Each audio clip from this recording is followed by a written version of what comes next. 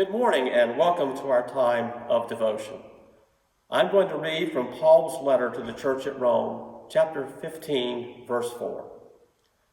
For whatever was written in former days was written for our instruction, so that by steadfastness and the encouragement of the Scriptures we might have hope. In difficult times such as these, Paul reminds us that as Christians we have something to rely on, something to count on, to remember and to give us hope. And that something, of course, is Scripture. Reading again our verse for today. For whatever was written in former days was written for our instruction, so that by steadfastness and the encouragement of the Scriptures we might always have hope. This is the gift that we Christians possess. We have a source of hope. The Scriptures keep us going when life is difficult, because they fill us with hope. They keep us going in hard times because they speak of a God who is the same yesterday and today and tomorrow. The Scriptures remind us to keep on keeping on when life is out of kilter, because we worship a God that loves us and encourages us and cares for us, especially when life is difficult. Whatever hope we have in this world, Paul says, comes to us in the stories of Scripture. Stories like that of the young shepherd boy, David. We all know that story, don't we? At a time when David was a boy, the Israelites and the Philistines were at war. As the two armies lined up to face one another, Philistine warrior Goliath issued a challenge to the army of Israel. You pick your best warrior and send him out to challenge me. If he defeats me, we will leave. But if I defeat him, you leave, and this land is ours. Goliath was a mighty warrior, and no warrior from Israel stepped forward to challenge him. No one, it seems, had the courage or the faith to take on this giant.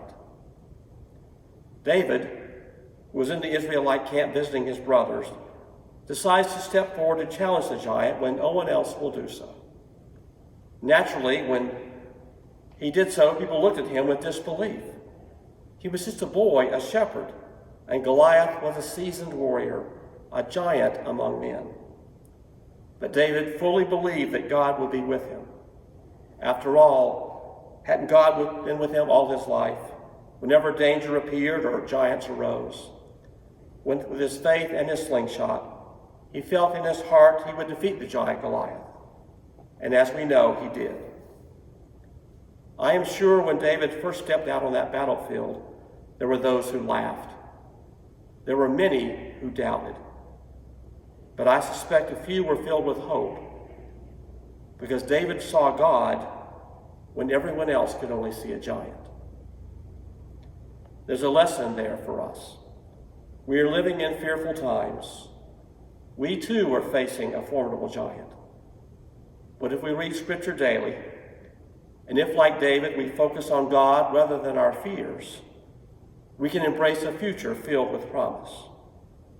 Scripture, you see, is filled with stories of hope and encouragement, stories like David's. For whatever was written in former days was written for our instruction, so that by steadfastness and encouragement, the Scriptures give us hope. In the 17th century, a nasty and vicious civil war consumed England. Neighbor fought neighbor, villages and towns were destroyed, churches were burned, starvation, deprivation, death, and destruction reigned throughout the land.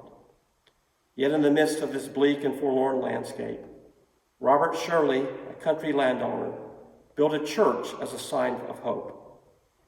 And over the west door of the chapel, he carved this inscription: When all things sacred were throughout the nation either demolished or profaned, Sir Robert Shirley founded this church, whose singular praise it is to have done the best things in the worst times and hoped them in the most calamitous. To have done the best things in the worst times and hoped them in the most calamitous. As the late Harold Gromes writes, Sir Robert built a house of prayer in the middle of the carnage of a brutal civil war.